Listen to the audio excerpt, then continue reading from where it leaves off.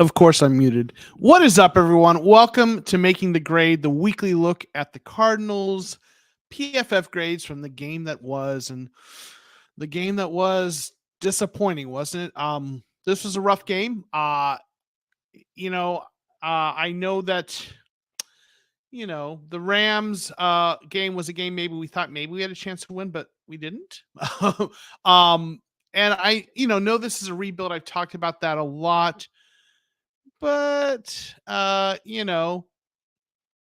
it was still frustrating, right? We know this is kind of part of trusting the process that they're going to have games like this, but it was really a disappointing game. I think more so as disheartening as it was to see the Rams just run at will on the defense, the offense really struggled, and that was to me probably actually the bigger frustration.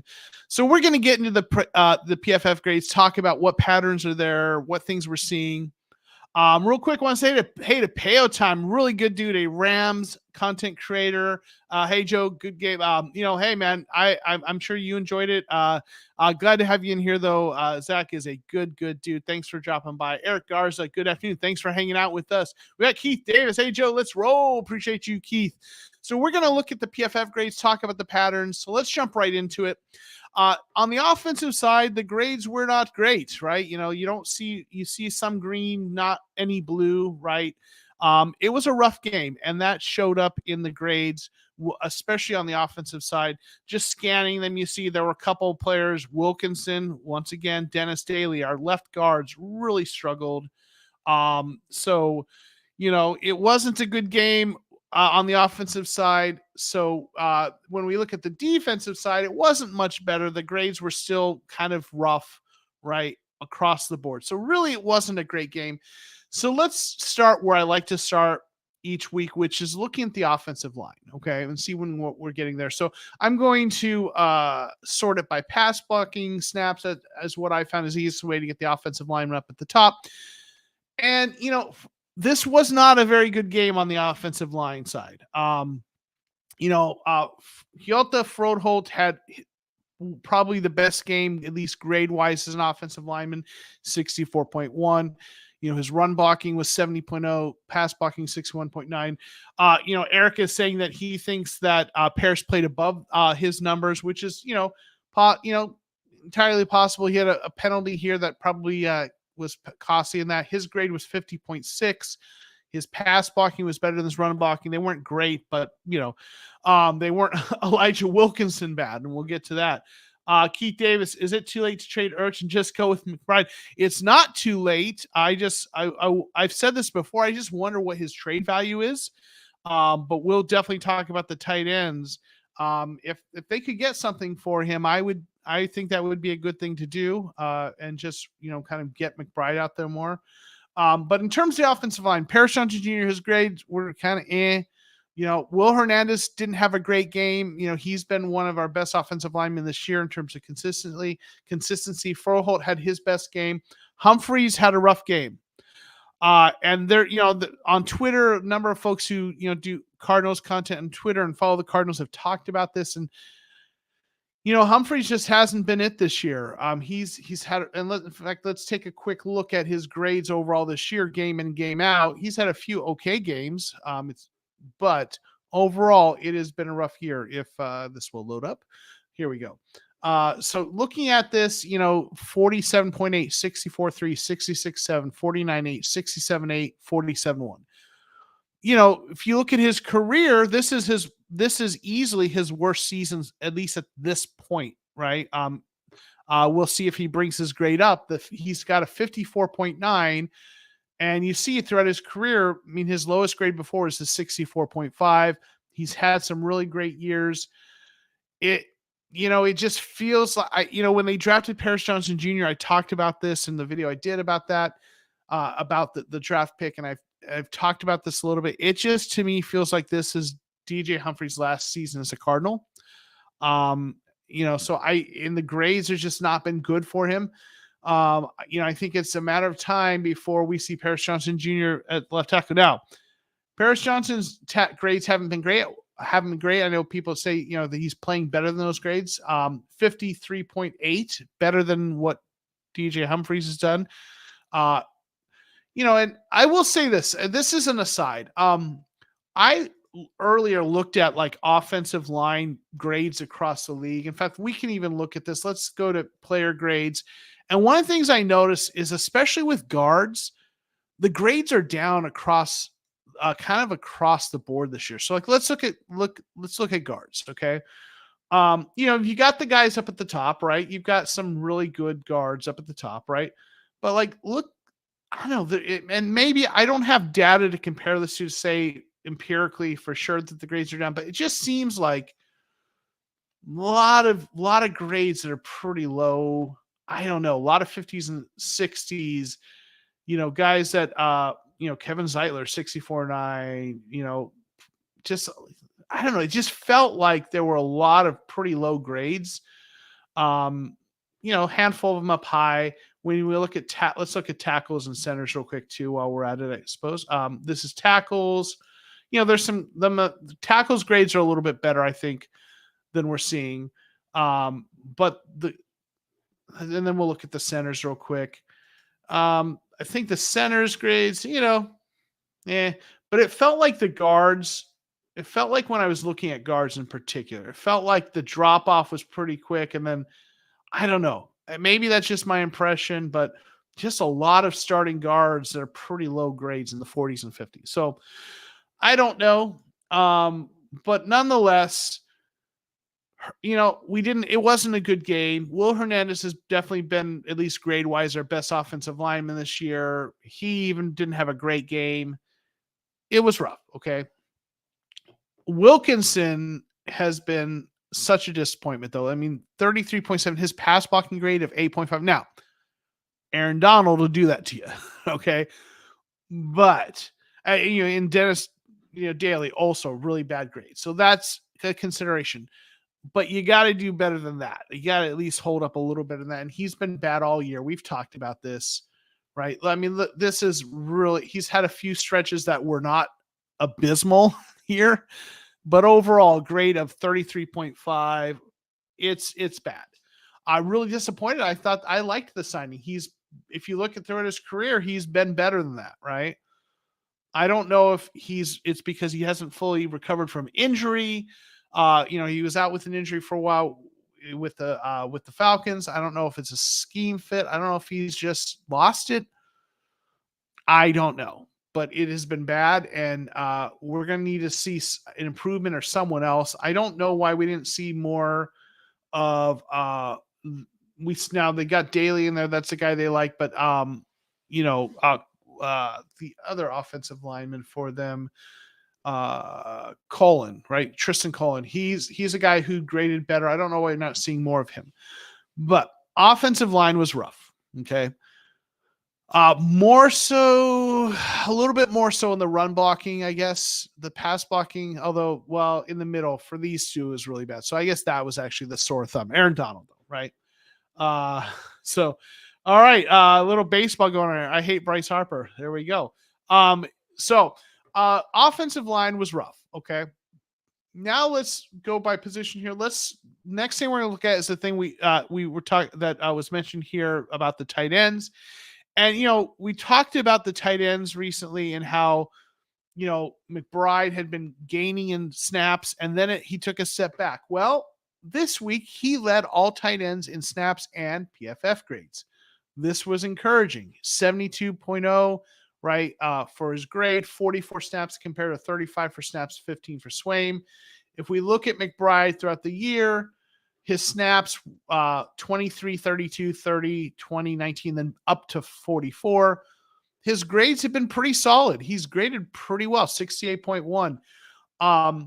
So I hope we're going to see more of Trey McBride.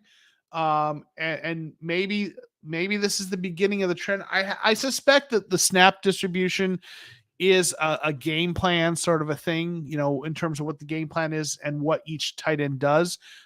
It's clear they're using the tight ends a lot, including 3 tight end sets, because all 3 of them are getting, a reasonable amount of snaps. I hope we continue to see Trey McBride be the guy who gets more snaps, though. He's playing better, I think. So we'll see, right? With receivers, Michael Wilson graded well, but didn't get nearly enough targets. What, he had 2 targets, 3. It was not a great. He wasn't getting the targets, but he played well, right, when he got him. Rondale Moore, his grades haven't been great. They've been using him some in the backfield, right? But he's playing a lot of snaps. Greg Dortch, there was a Greg Dortch sighting, 16 snaps for him. He had that. I think that was the most snaps he's had all season by a mile. Yeah, he had 2 snaps before that that were not special team snaps.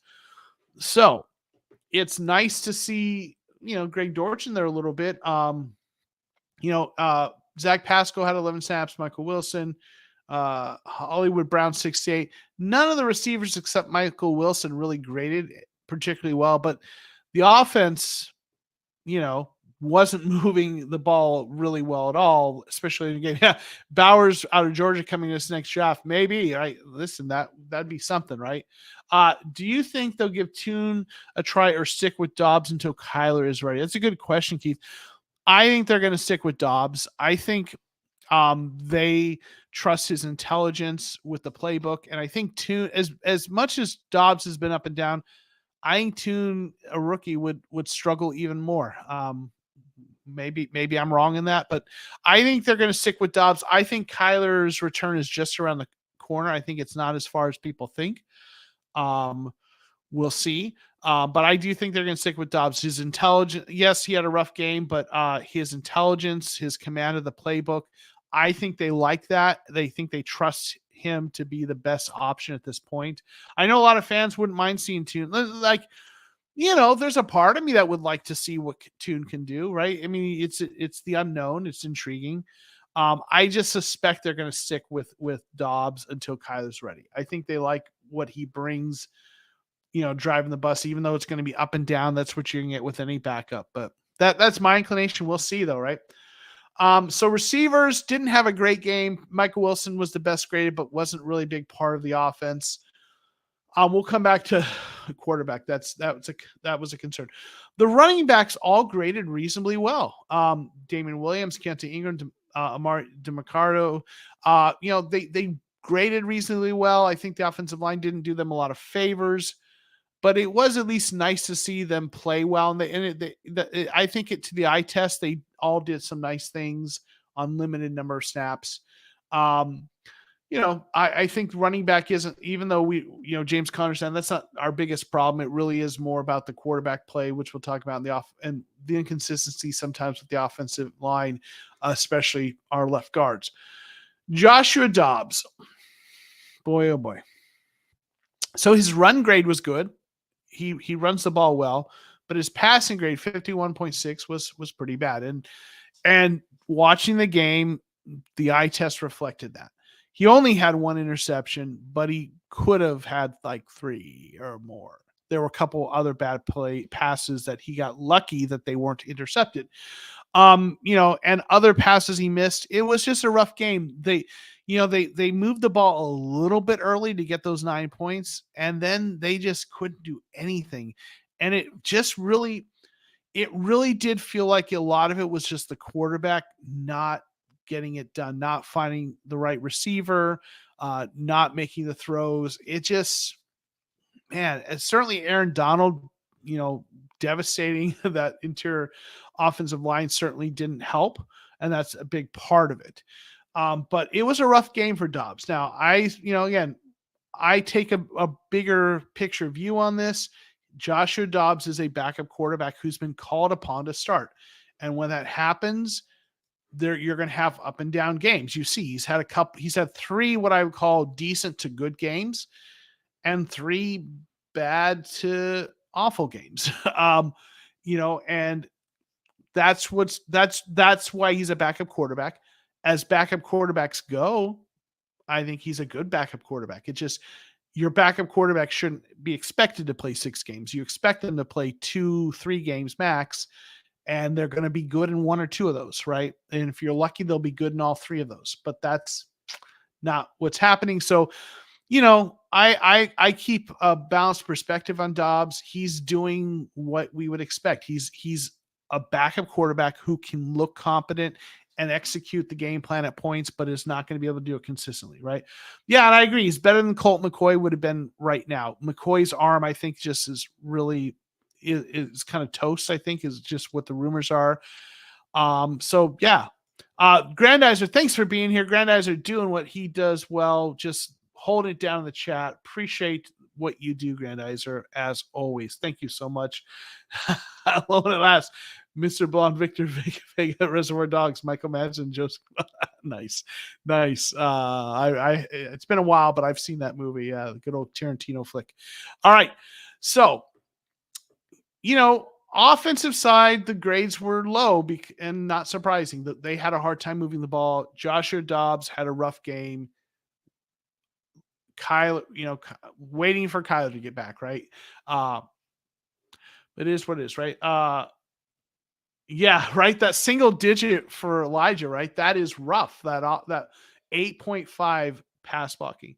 Again, and thanks for being here, Von 101 LL. Yeah, Aaron Donald do that to you. but Wilkinson's been bad all season. So let's look at the defensive grades now, though. On the defensive side, they're also low. And it's tough because the defense held their own in the first half, and then the Rams just started running it down the throat, and the defense just didn't have an answer. They just couldn't stop it. I mean, they were gashing us, right? I think it's more about the personnel. I think this team just doesn't have the personnel to do it. I've talked about that before. I do think the coaching, I think, is doing a good job with this team, but it was rough, right? When they started running that ball. So, looking at when we look at it, we see Dante Stills had another nice game though. So that's encouraging. 6th round pick who's come on of late, right? You look at it, first couple games were rough, but look, last 3 games, 66-3, 63-6, 71-4. That's a nice trend we're seeing with him, right? This is a guy who, as a 6th rounder, if he can become, right, a rotation piece in that interior defensive line, if you get that out of a 6th rounder, that is a win, right? Monty coming up big with this draft class, right? Zaven Collins had a good game, right? In fact, let's go ahead and go by position though. Let's and since we're there, let's go with kind of the edge and the defensive line. All right. So maybe if we sort up, we'll just go by position. So let's go ahead. We were at Zaven Collins, who is, of course I sorted and there we go. Outside linebacker. Okay. He had a good game overall. His grade 71.2. His run defense grade was good. Tackling grade was good. His coverage grade was good. His pass rush grade was 54.3. And this is a pattern we've seen with him. In fact, let's bring up his grades. I talked about this. I was on the Red Boot Reboot podcast with Blake Murphy, Marcos Labrada, and Walter Mitchell. We were talking about this, and I made this point. Look at his grades. He's had some bad games and some good games. But even when he's had good games, it's consistent. That pass rush grade has always been mediocre at best. And this is a thing I've talked about. When they moved him from middle linebacker, inside linebacker to edge, Zaven Collins is a guy who has not been an edge rusher. He's been a Mike linebacker, and he'll rush the passer on blitzes and stuff sometimes as a Mike linebacker, but he doesn't have those pass rush moves. This is something I've talked about every week, right? And it's showing up. This was his best graded game of the season. Still, pass rush was low. That's what we're getting with him. He's much more of a run stopper, and he'll get a few sacks, through stunts and pure effort, but he just doesn't have the pass rush moves like a Dennis Gardeck, right? So that's an interesting kind of thing to keep an eye on with him, right? And his grades, I would say, even it's worth noting with that, his PFF grades, because he's an outside linebacker and edge rusher, that pass rush grade is going to weigh kind of heavily on that. So his grades probably aren't going to reflect how as well as he plays, because he's a little more of the run stopper with that. I mean, some pass rush, but anyway, it's just something to keep an eye on, right? So looking outside, Cameron Thomas, another solid grade game. Pass rush grade wasn't great, but everything else was. He's graded well. The stats, he hasn't put up a ton of stats in terms of, in fact, looks like no sacks here, right? The pressure stats, but his grades, with the exception of that San Francisco game, have been reasonably good, right? So, he's been a solid player. Haven't seen as much pass rush juice as we like out of him, but we've got Lecky Fotu had another game, right? Again, it's better than what he's done this point in his career, up to this point in his career. Sticking with the edge rush or the outside linebackers and defensive linemen. BJ Ojulari, another solid game, 18 snaps. They just seem to be kind of doing that with him. 15 to 18 snaps, 22 is the max he's had, right? It's a pretty consistent thing with him. His grades, okay, they were a little bit low there, but his pass rush grades have consistently been in the 60s. Not seeing any sacks, but seeing some pressures. Hopefully he gets some more play time as time goes on and gets, gets more, gets going a little bit better. Dennis Gardeck didn't have his best game in terms of grade. Okay. Victor Dimukeje got a sack. His pass rush grade is good. He's having a good season. I'm a little disappointed in the number of snaps he's getting, only 18 for as good as he's been. In fact, that's his lowest snap total of the season. It wasn't one of his best games, his second worst grade, but he's still like grading at a 77. This is, one of the best performing players in the team right now. So hope we see more of him, but we've talked about this before. They use him much more against the run. That's kind of, I think they see that as his strength, although he's been decent pass. I mean, he's got 4 sacks, so, might like to see a little more of him. We talked about Dante Stills. Nice game for him. Kevin Strong didn't have a great game overall. He did have 1 sack. But aside from that, his grades weren't the greatest. Roy Lopez, so. Jonathan Ledbetter, really rough game for him. 28.6. Worst game of the year, right? Now getting to let's do this by coverage snaps. There we go. Let's look at the defensive backs. Actually, let's start with the linebackers. We'll go to them. Kaiser White, rough game for him, right? And he got toasted by Cooper Kupp, certainly on one play. Josh Woods had a decent game grade wise, right? So when we look at the middle linebackers, that's what we had going on there. The run game is certainly didn't help, right? When they started running on the defense, and I think that's probably part of where those grades went down for Kaiser White, at least. Though Josh Woods seemed to do okay in terms of grade against the run, but overall they still struggled as a team. Real quick, I want to say to Bay Stranga, thanks for being here. Zach Allen getting worked. Come on, D-backs. Yeah. So I'm missing that right now. Robert Warner, thanks for being here. Good evening, everyone. I demand Michael Wilson get more play targets. Outrageous. Yeah, right. We need to see more from him for sure. When we look at the defensive backs now, let's start with the cornerbacks. Marco Wilson had an game, right? He's not had a great year this year. We see his grades have been not great. He has had a couple okay games, but this was like his 3rd best game of the year, which is a low bar. Now his snaps only 57. Let's take a look at how many snaps max. Looks like that's about how many defensive snaps, I guess. When they were running the ball, I guess they didn't take as many snaps. So he looks like he played every snap that there was to be played, but it wasn't his worst game, wasn't his best. Tanner Hamilton played 45 snaps, graded better than Marco Wilson. The run defense brought him down a bit, but his coverage grade was pretty decent. Starling Thomas, a undrafted rookie free agent, played 25 snaps. He struggled, 45.6. And then where is he at? Keitrell Clark right here. Keitrell Clark also struggled in his snaps. He kind of got beat up a little bit. So coverage struggled, right? Run defense struggled. Everyone kind of struggled, especially in the second half, right? The safeties, Shasheri didn't have the best, or were 57.5 compared to some of the other players isn't horrible, but isn't great either. Gavon Wallace, didn't have a great game, right? So, across the board, the defense, those grades are a little bit lower. We look at the run defense, a couple guys did well, but got pretty ugly down in here, right? And then the coverage, the highest coverage grades were with the exception of Hamilton, were not defensive backs. So overall, what happened to Kaiser? Yeah, that's a really good question. I think what happened, couple thoughts on what happened to Kaiser. I think his coverage grade is bad. I think a couple of things that happened there. I think the Rams do a good job of they do a lot of motion. When you look at their offense, they move people around pre-snap a lot and things.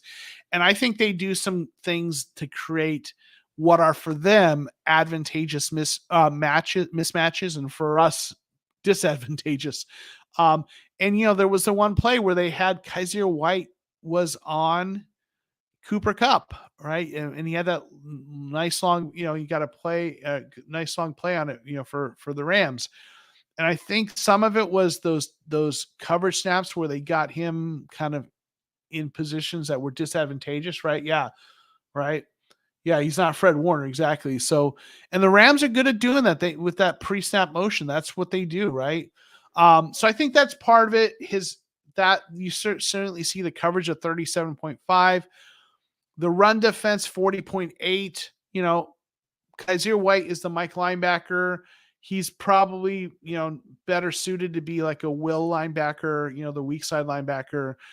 But they've got him as the Mike because, they brought him in to do the system. And thank you, Keith. I appreciate that as always. Absolutely appreciate that.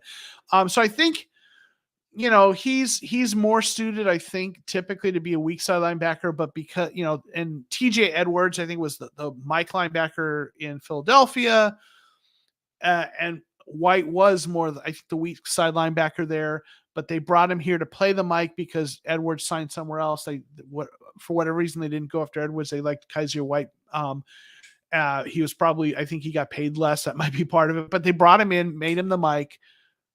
And it makes sense. You want the Mike linebacker to be a guy who knows the defensive scheme. So it makes sense that they did that, but it's also, I think, not his ideal fit, right? So I think when you had a big running back like Kyron Williams just start, being a bowling ball, right? Just kind of really knocking some heads around. White, I think probably that's just not his strength, being that run stopper. So I think he got beat up there a little bit. That's my sense there. So that was a little bit rough for him there. So, it was a tough game. It was a disappointing game. They again, this is a team that's been competitive, especially in the first halves, and they were competitive in the first half, but all the advanced analytics that I've seen, and I've shared some of them like on Twitter as people have like tweeted out different measures of, efficiency and performance.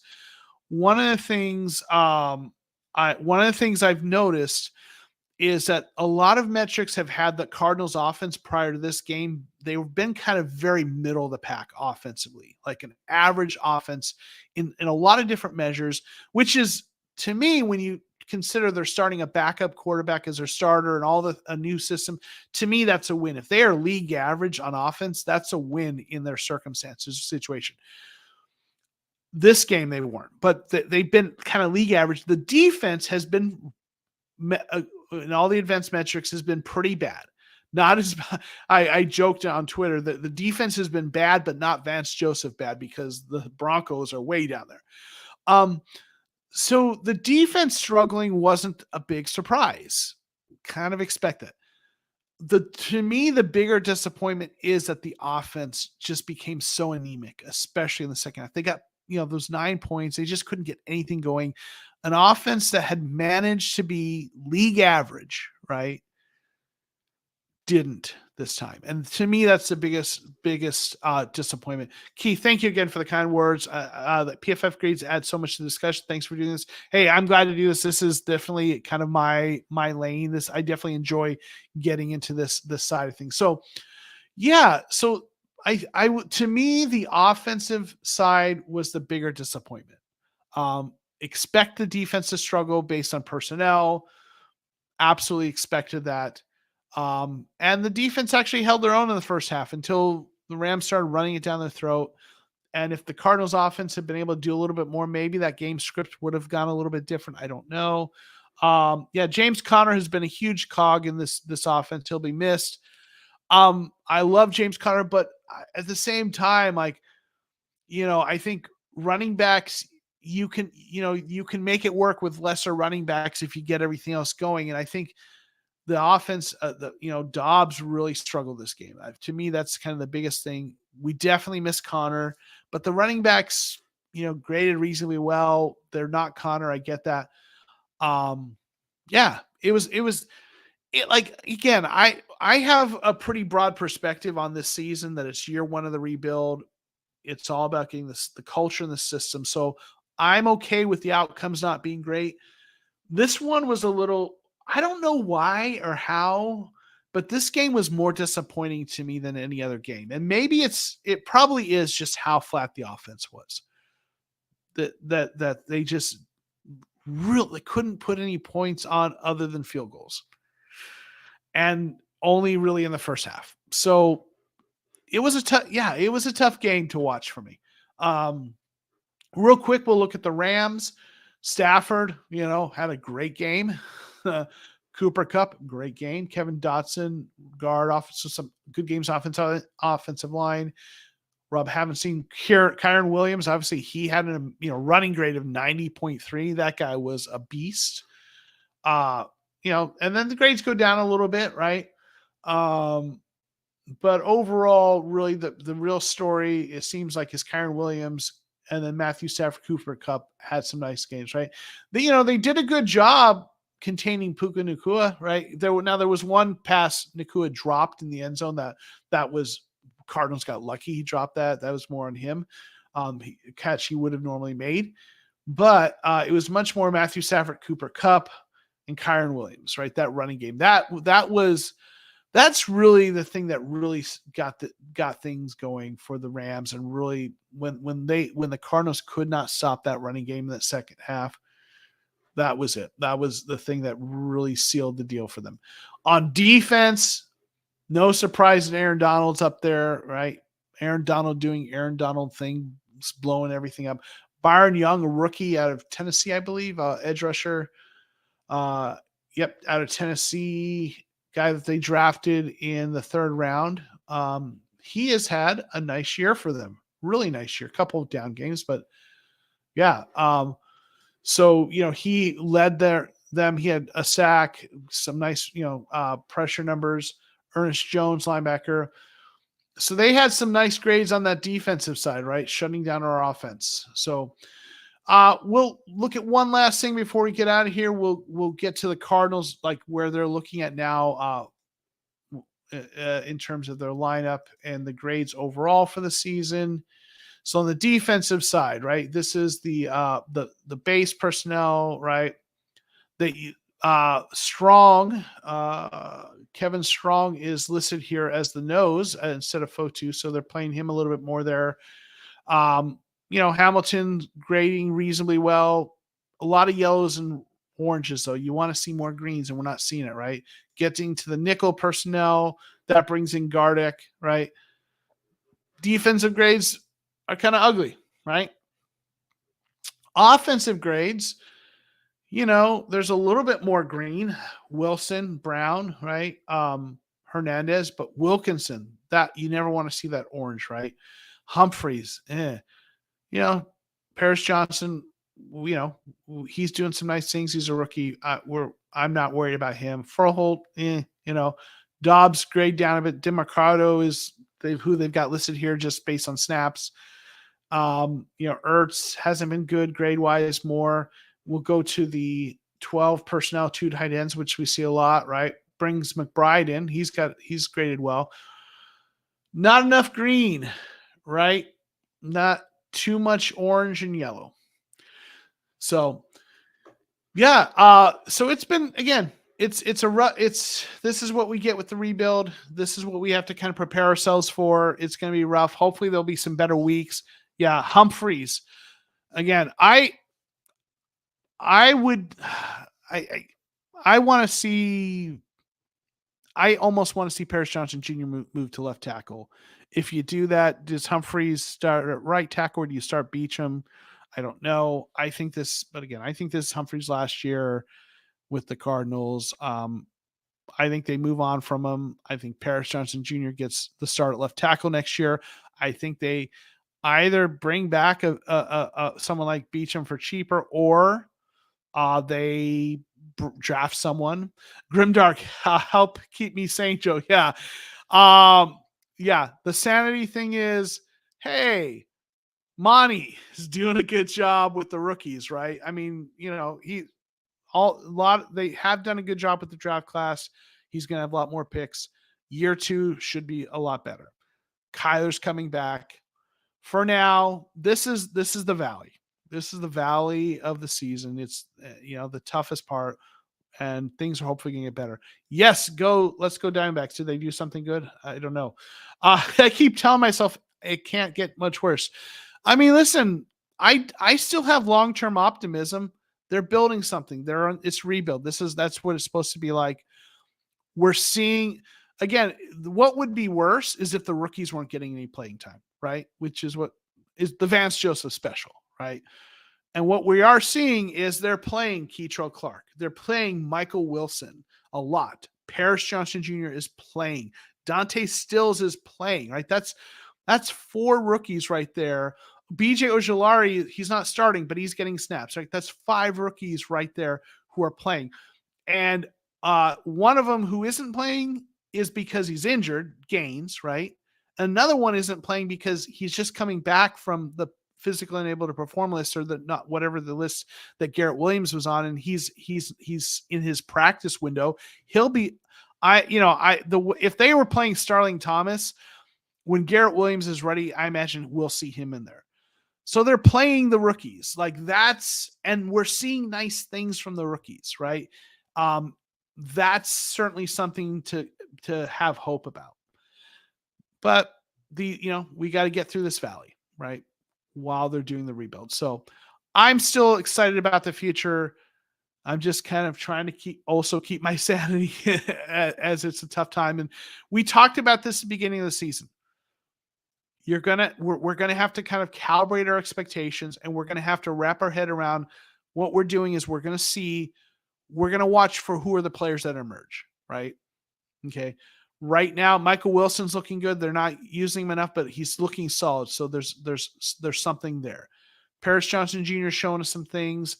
And Dante Stills, to me, is the guy right now that is the most pleasant surprise. He's, 3 solid games, a 6th rounder who's looking like he's going to be a nice rotation piece on that defensive line. That's a guy, like, when you get that kind of contribution, like, that's a nice thing to see. Ben Cork saying, I think Kyler makes those long bombs Hollywood, who's been playing well. I agree. Every game I'm watching and I'm like, Kyler would have made that throw. Kyler would have made that throw, right? It's just, he's got that kind of arm talent. So I'm excited to see what it looks like when Kyler gets in this offense. It might take a little bit of adjustment when he gets back, but I think he's going to make some of those throws, and it's going to make a big difference. So, all right, well, we're going to get out of here. We, gone over the grades, talked a little bit about the context. It's going to be a long season, Cardinals fans. We'll get through it together. And then when it's over, we will gear up with the mock draft Mondays and start getting excited looking towards the draft, because that's the most exciting thing for us. But I appreciate everyone who's jumped in here. Thank you all for your support. Thanks for tuning in. Thanks for watching this. I'm going to throw up the shout outs to the channel members, and we're going to get out of here with the theme song. So everyone, have a great week. Be safe. Go Diamondbacks. Peace.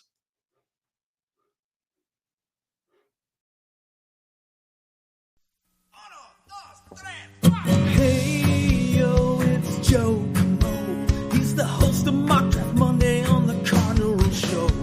So join the live, hit like and subscribe. Enjoy the podcast tonight. Enjoy the podcast tonight.